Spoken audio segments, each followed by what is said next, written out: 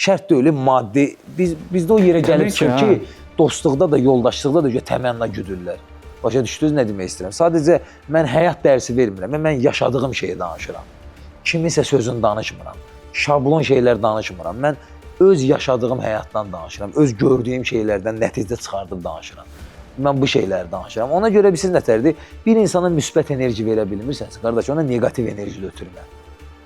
Bax, var da bizim nə qədər say seçmə Olimpiya çempionlarımız var, Avropa, dünya çempionlarımız var. Baxırsan ki, bir dəfə qalib gəlirlər, ikinci dəfə uduzanda başlayırlar bir sənlə, komentariyanın dalıca.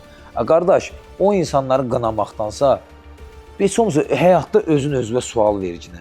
Mən ora çıxa bilirəm, mən o şeyi, ona belə mənfi fikirlər yazıram, o da insandır da, ən azından sosial şəbəkəyə girməyən insan yoxdur. O da girir, baxır, görür ki, mən necə indi bu günlər baxıram, mən dünənə kimi daşlayan insanlar indi mənə yazır ki, mənim fəxrimizdir.